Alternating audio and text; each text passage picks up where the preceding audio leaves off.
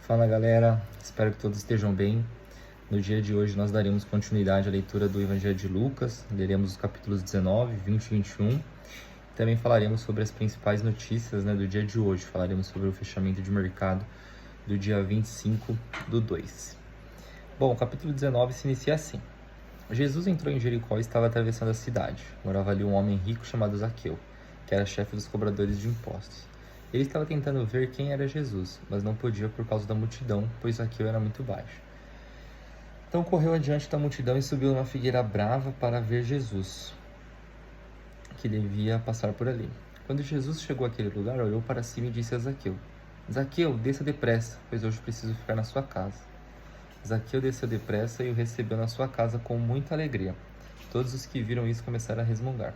Este homem foi se hospedar na casa de um pecador. Zaqueu se levantou e disse ao Senhor: Escute, Senhor, eu vou dar metade dos meus bens aos pobres, e se roubei alguém, vou devolver 4 vezes mais. Então Jesus disse: Hoje a salvação entrou nesta casa, pois este homem também é descendente de Abraão, porque o Filho do Homem veio buscar e salvar quem está perdido. Jesus contou uma parábola para os que ouviram o que ele tinha dito. Agora ele estava perto de Jerusalém, e por isso eles estavam pensando no que o reino de Deus ia aparecer logo. Então Jesus disse: Certo homem de uma família importante foi para um país que ficava bem longe para lá ser feito rei e depois voltar. Antes de viajar, chamou 10 dos seus empregados, deu a cada um uma moeda de ouro e disse: Vejam o que vocês conseguem ganhar com este dinheiro até a minha volta. Acontece que o povo do seu país o odiava e por isso mandou atrás dele uma comissão para dizer que eles não queriam que aquele homem fosse feito rei deles. O homem foi feito rei e voltou para casa. Aí mandou chamar os empregados a quem tinha dado o dinheiro, para saber quanto haviam conseguido ganhar. O primeiro chegou e disse: Patrão, com aquela moeda de ouro que o senhor me deu, eu ganhei 10. Muito bem, respondeu ele. Você é um bom empregado, e porque foi fiel em coisas pequenas, você vai ser o governador de 10 cidades. O segundo empregado veio e disse: Patrão, com aquela moeda de ouro que o senhor me deu, eu ganhei 5. Você vai ser o governador de 5 cidades, disse o patrão. O outro empregado chegou e disse: Patrão, aqui está sua moeda. Eu a embrulhei no lenço e a escondi. Tive medo do Senhor, porque sei que é um homem duro, que tira dos outros o que não é seu e colhe o que não plantou. Ele respondeu: Você é um mau empregado. Vou usar as suas próprias palavras para julgá-lo. Você sabia que eu sou um homem duro, que tiro dos outros o que não é meu e colho o que não plantei. Então por que você não pôs o meu dinheiro no banco? Então quando eu voltasse da viagem, receberia o dinheiro com juros. E disse para os que estavam ali: Tirem dele a moeda e deem aos que têm 10. Eles responderam: Mas ele já tem 10 moedas, patrão. O patrão disse: Eu afirmo a vocês que aquele que tem muito receberá ainda mais, mas quem não tem, até o pouco que tem será tirado dele. E agora tragam aqui os meus inimigos que não queriam que eu fosse o rei deles e os matem na minha frente. Depois de dizer isso, Jesus foi adiante deles para Jerusalém.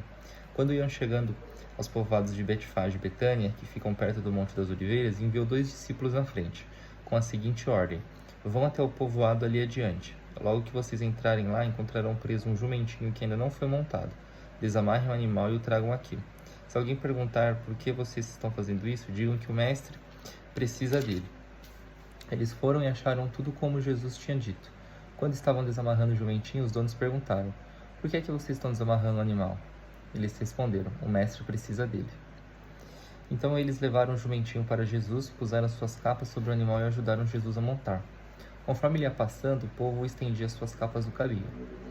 Quando Jesus chegou perto de Jerusalém, na descida do Monte das Oliveiras, uma grande multidão de seguidores ia com ele. E eles, cheios de alegria, começaram a louvar a Deus em voz alta por tudo o que tinham visto. Eles diziam: Que Deus abençoe o Rei que vem em nome do Senhor. Paz no céu e glória a Deus. Aí alguns fariseus que estavam no meio da multidão disseram a Jesus: Mestre, mande que os seus seguidores calem a boca. E Jesus respondeu: Eu afirmo a vocês que se eles se calarem, as pedras gritarão. Quando Jesus chegou perto de Jerusalém, viu a cidade e chorou com pena dela, e disse: Ah, Jerusalém, se hoje mesmo você soubesse o que é preciso para conseguir a paz. Mas agora você não pode ver isso, pois chegarão os dias em que os inimigos vão cercá-la com rampas de ataques e vão rodeá-la, e apertá-la de todos os lados. Eles destruirão completamente você e todos os seus moradores. Não ficará uma pedra em cima da outra, porque você não reconheceu o tempo em que Deus veio para salvá-la. Jesus entrou no pátio do templo e começou a expulsar dali os vendedores. Ele lhes disse: Nas Escrituras Sagradas está escrito que Deus disse o seguinte: A minha casa será uma casa de oração, mas vocês a transformaram no esconderijo de ladrões. Jesus ensinava no pátio do templo todos os dias. Os chefes dos sacerdotes, os mestres da lei e os líderes do povo queriam matá-lo, mas não achavam jeito de fazer isso, pois todos escutavam com muita atenção. Capítulo 20. Certo dia, Jesus estava no pátio do templo ensinando o povo e anunciando o evangelho. Então chegaram ali alguns chefes dos sacerdotes, alguns mestres da lei, junto com alguns líderes do povo, e perguntaram: Diga para nós, com que autoridade você faz essas coisas? Quem lhe deu essa autoridade? Jesus respondeu: Também vou fazer uma pergunta a vocês. Respondam: Quem deu autoridade a João para batizar? Foi Deus ou foram as pessoas? Aí eles começaram a dizer uns aos outros: O que é que vamos dizer? Se dissermos que foi Deus, ele vai perguntar: Então por que vocês não creram em João? Mas se dissermos que foram as pessoas, essa multidão vai nos apedrejar, pois eles acham que João era profeta. Por isso responderam: Nós não sabemos quem deu autoridade a João para batizar. Então Jesus disse: Pois então eu também não digo com que autoridade faço essas coisas. Depois Jesus contou essa parábola para o povo. Certo homem fez uma plantação de uvas, arrendou-se para os lavradores e depois foi viajar, ficando fora por muito tempo. Quando chegou o tempo da colheita, ele mandou um empregado para receber a sua parte, mas os lavradores bateram nele e o mandaram de volta sem nada. O dono mandou outro empregado, mas eles também bateram nele e depois o trataram de modo vergonhoso e o mandaram de volta sem nada. Então ele enviou um terceiro empregado, mas os lavradores também bateram nele e o expulsaram. Aí o dono da plantação pensou: O que eu vou fazer? Já sei, vou mandar o meu filho querido, tenho certeza de que vão respeitá-lo. Mas quando os lavradores viram o filho, disseram: Este é o filho do dono, ele vai herdar a plantação, vamos matá-lo e a plantação será nossa. Então eles jogaram o filho para fora da plantação e o mataram.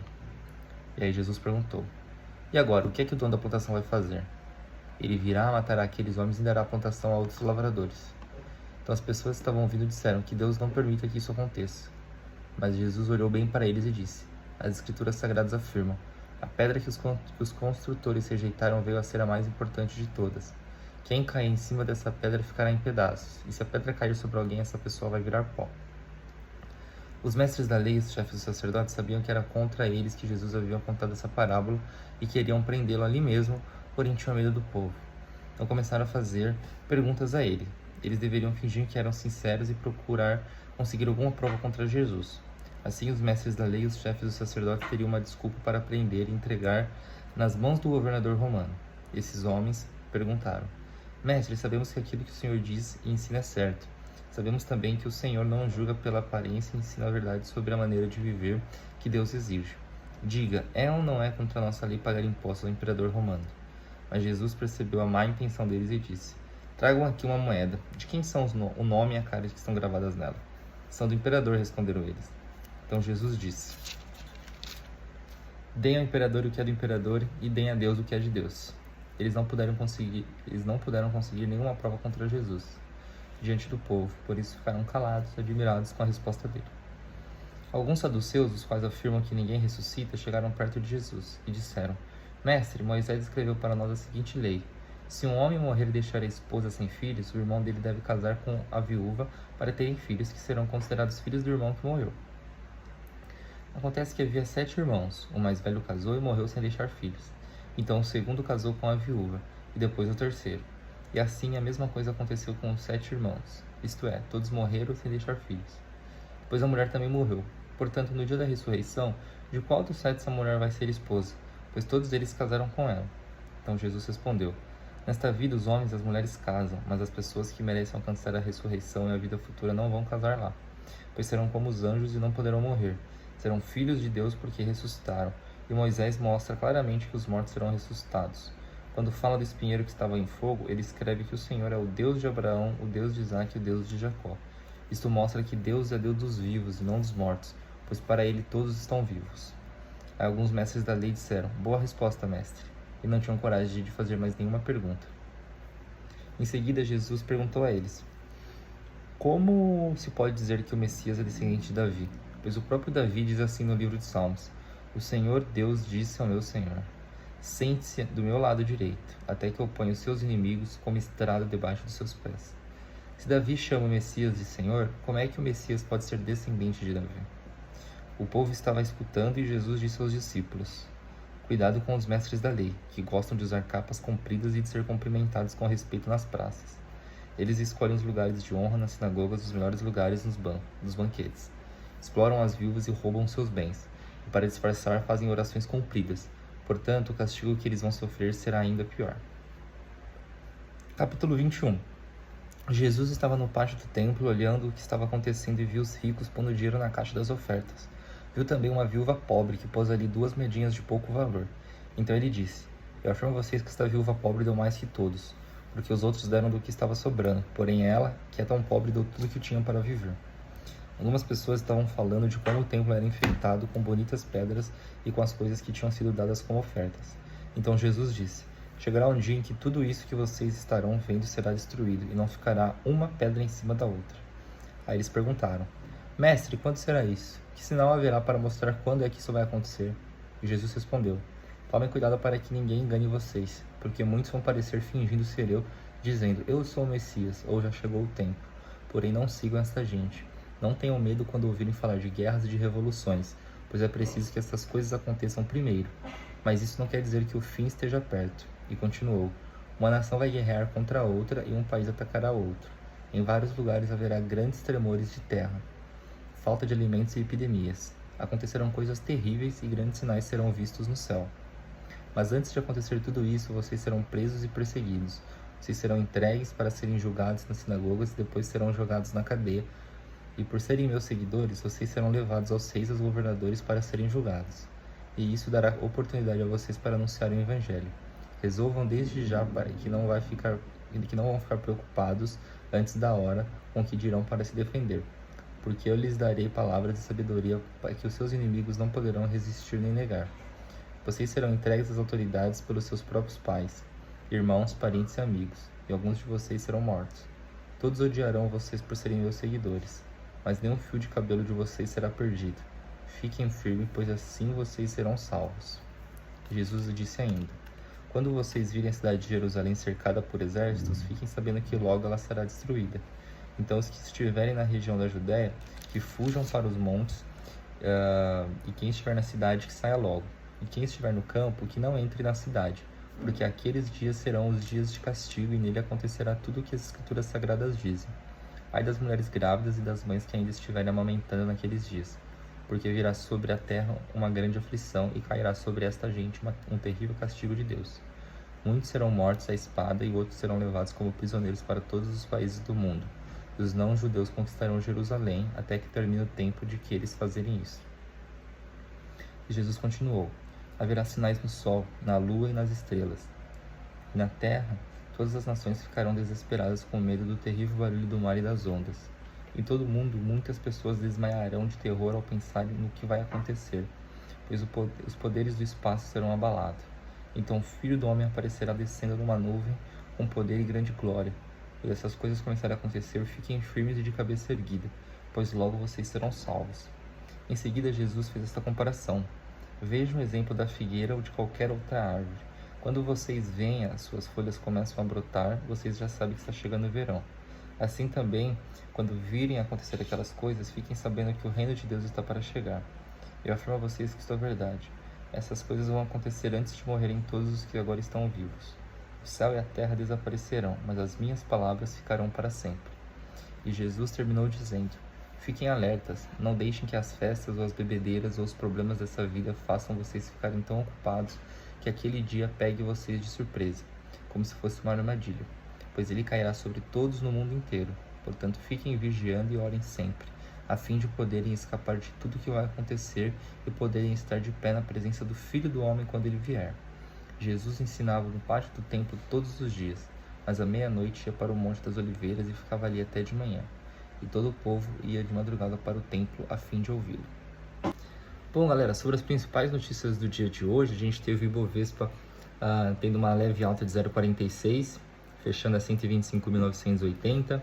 As bolsas lá nos Estados Unidos, o Dow Jones fechando a 0,37 né, de valorização, e o S&P caindo 0,47, tá bom?